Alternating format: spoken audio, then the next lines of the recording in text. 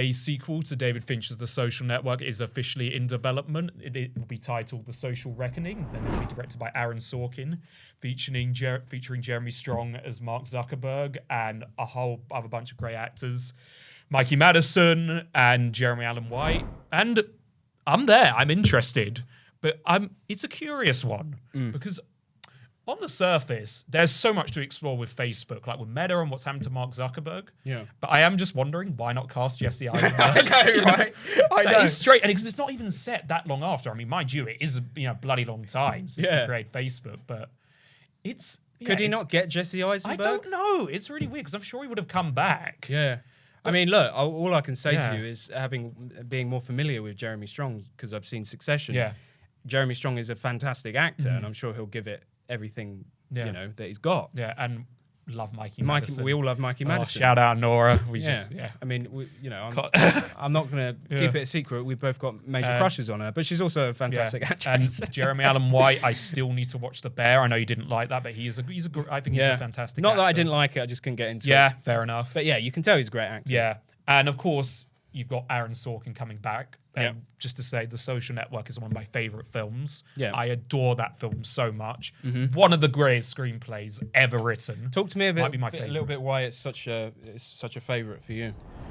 I think because it is an example of taking a concept that on paper is so dull, so boring. Think about it. It's a bunch of rich, like little Harvard boys suing each other, arguing about intellectual property. Oh, I should own this, I should own that. It sounds so boring. But through the direction, the performances, the dialogue, and the music, can't go without mentioning Trent Reznor and Atticus Ross, one of the best scores of all time. It is so thrilling, so engaging, and I never get bored of it. Yeah. And like a lot of very dickish characters, I love that. Yeah. I mean, specifically like the way Jesse Eisenberg, Freudian slip there, that Jesse Eisenberg plays Mark Zuckerberg. Yeah. Such a dick. Though in a way, he's a dick that you can somewhat understand. Yeah, yeah. I just think it's really like effective in the way that it tells that story. Yeah. And I just love it. I can never get tired of it. I love films like that. I love films that, like you said, on paper are boring, but because of the way that the story is told, it's just so explosively interesting and entertaining. Yeah. But that actually is my one concern. Like, speak about like it being boring. I don't think it will be, but Sorkin is directing it, and obviously he wrote the original. Yeah. Sorkin is a much better writer than he is a director. Like, I don't know if you saw Molly's Game. No. That was the first one he directed. It still had all the Aaron Sorkinism's great dialogue and interesting story, but the direction fell kind of flat. And he's not even a bad director. He's just a very mid one, even when he's directing his own scripts. Right.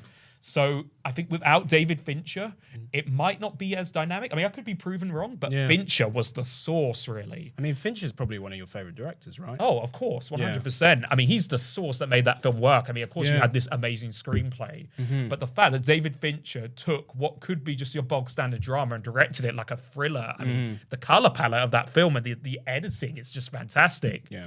Is a real testament to how great he is as a director. And without him there, it could be a lesser film. Yeah. But I'm still so excited. So I'm guessing he's just maybe an executive producer, Fincher is, or he's... Yeah, probably, but that might just be... no, it's not going to be anything, His name might just be there, like, for the sake of being there. I mean, I'd definitely be more... Yeah. I mean, I don't know. It's intriguing that they're taking a different direction.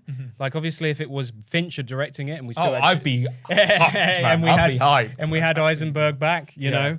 But who knows? It might be... I mean... Aaron Sorkin is a writer primarily, and he is just one of the best writers out there, especially one of the greatest screenwriters. My God, he's just insane. So we love it for that, and I mean, I love, like I said, I love movies like that just focus on such boring subject matter, but it's just about how the story is told, and something that I think, in particular, to highlight and.